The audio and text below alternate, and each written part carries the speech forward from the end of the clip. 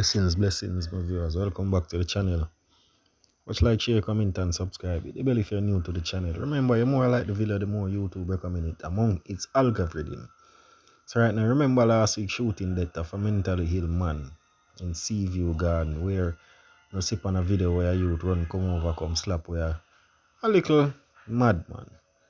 So right now, teen charged for a murder of mentally challenged man in Seaview Garden. A 19-year-old was charged on Thursday with the murder of a man said to be of unsound mind on Floria C. Pathway in Seaview Garden, St. Andrew. The man who was shot and killed on Thursday, April the 6th, have been identified as 26-year-old Gregory Smith, otherwise called Greg, who is from Yellow Sea Drive in the community. Mentally challenged man killed in Seaview Garden. Charged with Smith's murder is Rowan Davis, otherwise called Jagan, a student also of Seaview Garden address. Residents had reported that Smith was killed near Black Sea Drive. They say men from the area are in conflict with those from Yellow Sea Drive where he lived. The residents summarize that Smith, being mentally challenged, strayed and was killed. It was reported that around 8:25 a.m. Smith was sitting on along the pathway when a gunman on foot pounced, opened fire, hitting him in the head. The men escaped from the area. The police who were summoned found the body laying on the ground. The scene was processed and the body was removed to the morgue. Police said 6 pink shell casings were found at the scene.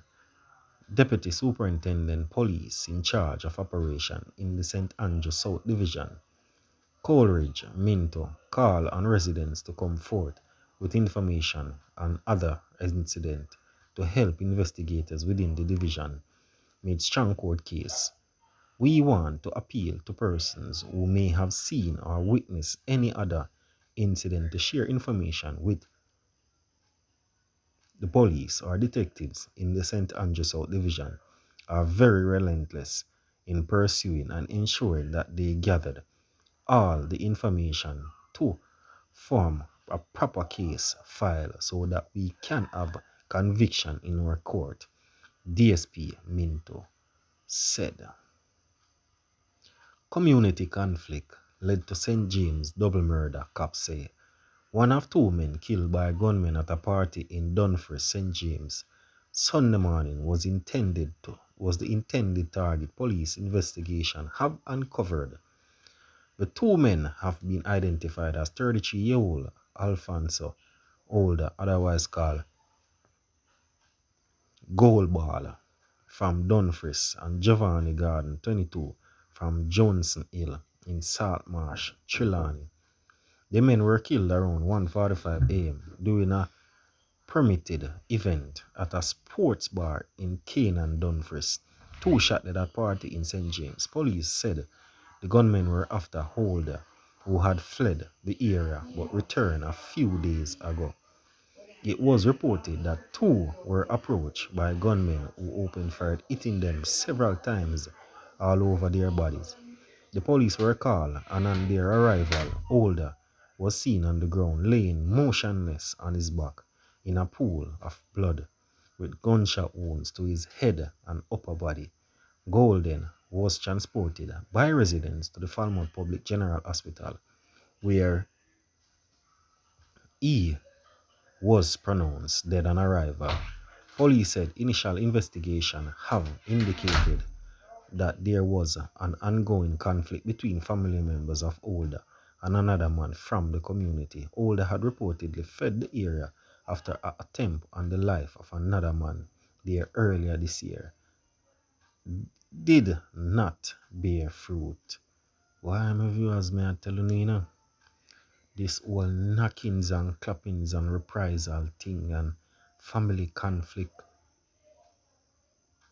and here and there, just a bag of chaos, my viewers.